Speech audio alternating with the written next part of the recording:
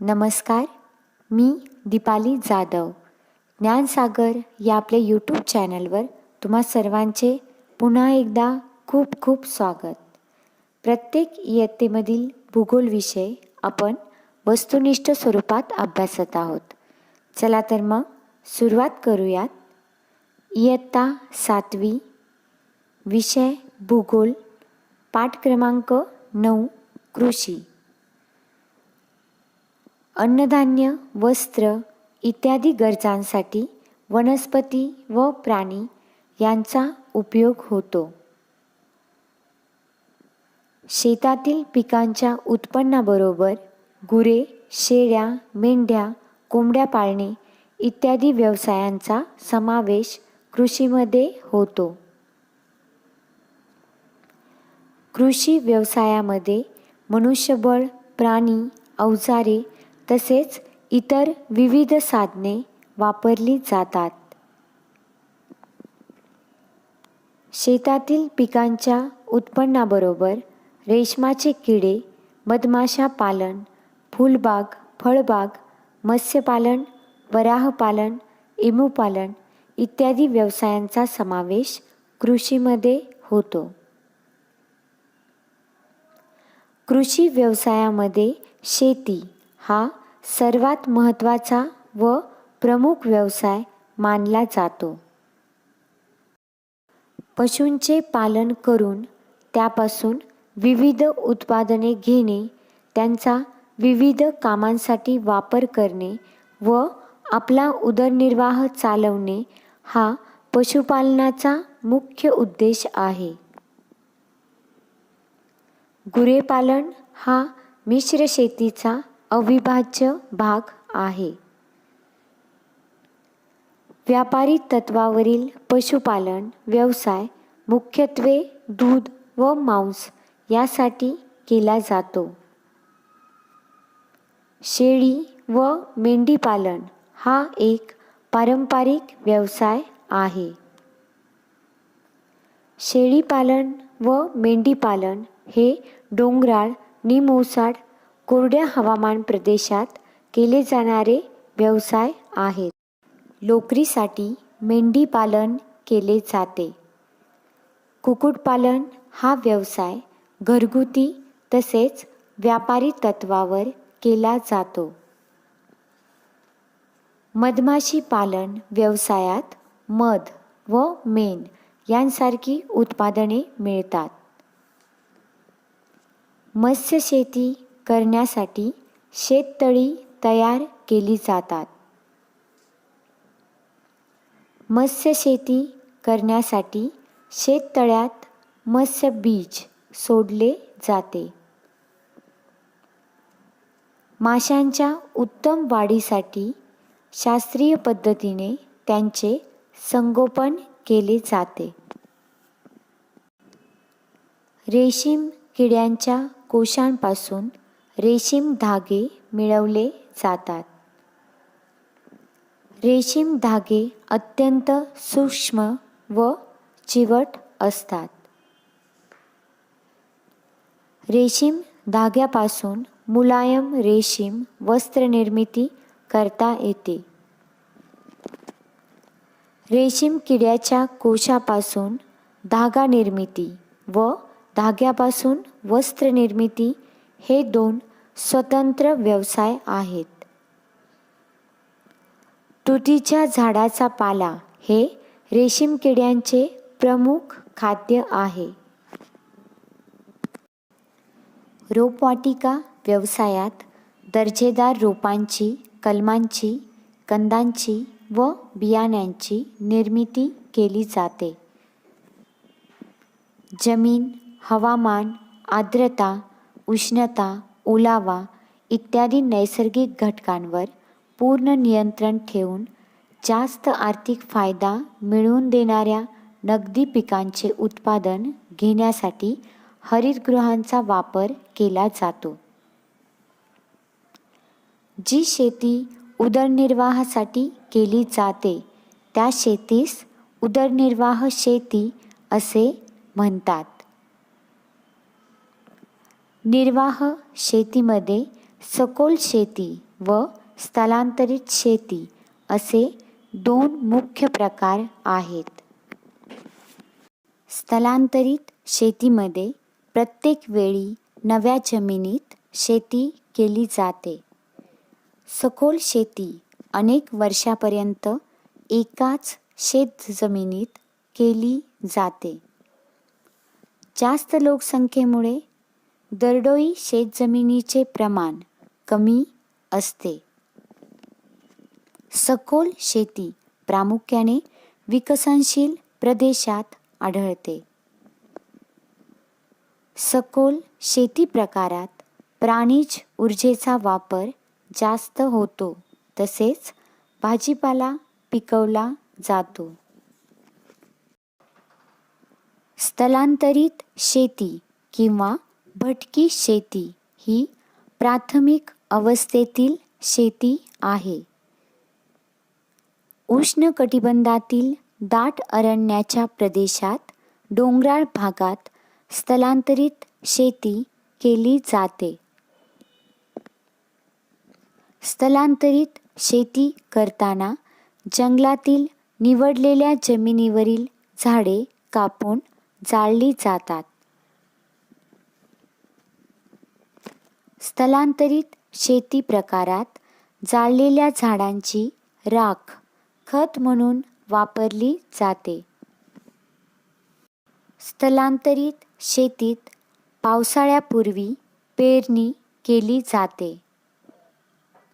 स्थलांतरित शेतीतून मिळणारे उत्पन्न अन्नाची गरज भागवण्यास पुरेसे नसल्याने शिकार, फळे, कंदमुळे गोळा करणे इत्यादी गोष्टी केल्या जातात.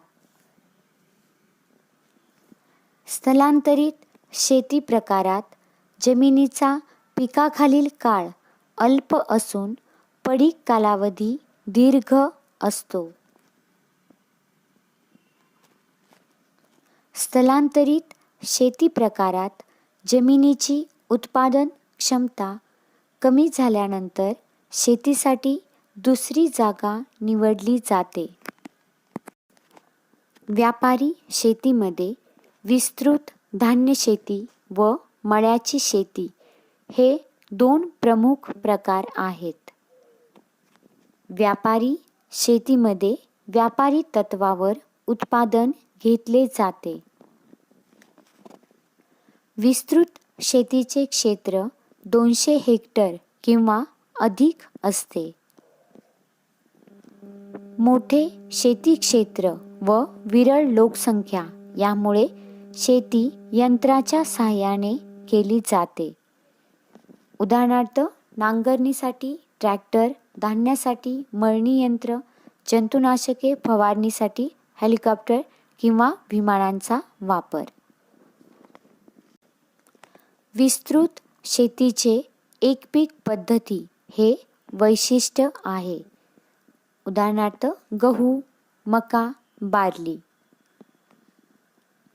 विस्तृत शेतीसाठी भांडवल गुंतवणूक मोठ्या प्रमाणावर करावी लागते. उदाहरणार्थ यंत्र खरेदी, गोदामे, कीटकनाशकांची खरेदी, वाहतूक खर्च इत्यादी. अवर्षण, कीटकांचा प्रादुर्भाव तसेच बाजारातील चढ-उतार इत्यादी समस्या विस्तृत शेतीशी संबंधित आहेत.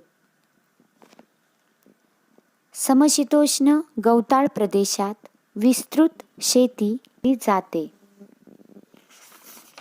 मळ्याच्या शेतीत शेतीचे क्षेत्र 40 हेक्टर किंवा अधिक असते.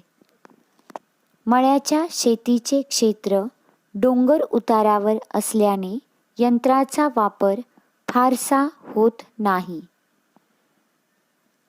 मळ्याच्या शेतीत स्थानिक मनुष्यबळाचे महत्त्व अधिक असते. मळ्याची शेती ही एकपीक पद्धतीची शेती आहे. मळ्याच्या शेतीत केवळ व्यापारी पिकांचेच उत्पादन घेतले जाते. उदाहरणार्थ चहा, रबर, कॉफी, नारळ, कोको, मसाल्याचे पदार्थ इत्यादी. मळ्याची शेती उष्ण कटिबंधात केली जाते. मळ्याच्या शेतीत मोठ्या प्रमाणावर भांडवल गुंतवणूक करावी लागते. उदाहरणार्थ, दीर्घकालिक पिके, शास्त्रशुद्ध पद्धतींचा अवलंब, निर्यातक्षम उत्पादने प्रक्रिया करणे इत्यादीसाठी. मळ्याच्या शेतीसंबंधित हवामान, मनुष्यबळ, पर्यावरण ऱ्हास, आर्थिक व व्यवस्थापन इत्यादी समस्या आहेत. मळ्याची शेती भारतासह दक्षिण आशियातील देश, आफ्रिका, दक्षिण व मध्य अमेरिका इत्यादी प्रदेशात केली जाते. मंडई बागायती शेती हा शेतीचा आधुनिक प्रकार आहे. मंडई बागायती शेती प्रकारात शेतकरी शहराजवळच्या भागात भाजीपाला व इतर पदार्थ पिकवून शहरातल्या भाजीपाल्याची मागणी पूर्ण करतात. मंडई बागायती शेती प्रकारात शेतीचा आकार लहान असतो. मंडई बागायती शेतीमध्ये जलसिंचनाचा वापर, सेंद्रिय व रासायनिक खतांचा वापर, कमी भांडवल, मनुष्यबळाचा वापर, मागणी, विज्ञान व तंत्रज्ञानाचा वापर इत्यादी बाबींचा समावेश होतो. मंडई बागायती शेतीतील उत्पादनाचा दर्जा व किंमत जलद वाहतुकीवर ठरते, म्हणून या शेतीस ट्रक शेती असेही म्हणतात. फलोद्यान व फुलशेती हे मंडई बागायती शेतीचा उपप्रकार आहे. फलोद्यान व फुलशेती पारंपरिक तसेच आधुनिक पद्धतीने केली जाते. फलोद्यान व फुलशेतीमध्ये शेतीचा आकार लहान असून प्रत्येक रोपांची व्यवस्थित काळजी घेतली जाते. फलोद्यान व फुलशेतीमध्ये जास्त नफा मिळवण्यासाठी जलसिंचनाच्या सोयी, रासायनिक खतांचा वापर केला जातो. फुलशेतात लिली, जरबेरा, ट्यूलिप, शेवंती, झेंडू इत्यादी फुलांचे उत्पादन घेतले जाते. फलशेतीत आंबा, द्राक्ष, केळी, डाळिंब, ड्रॅगन फ्रूट, चेरी, संत्री इत्यादी फळांचे उत्पादन घेतले जाते. भूमध्य सागरी हवामानाचा प्रदेश, फ्रान्स व इटली इत्यादी देश फळे व फुलांच्या शेतीसाठी प्रसिद्ध आहेत. विविध प्रकारचे वनस्पतीजन्य पदार्थ जमिनीत मिसळून कुजवून पिके घेतली जातात, त्यास सेंद्रिय शेती पद्धती असे म्हणतात. सेंद्रिय शेतीतून उत्पादित होणाऱ्या धान्याची प्रत उच्च दर्जाची असते. सेंद्रिय शेतीत रासायनिक खते, कीटकनाशके व रोगनाशकांचा वापर केला जात नाही. कृषी पर्यटन पर्यटन व्यवसायातील नवे क्षेत्र आहे.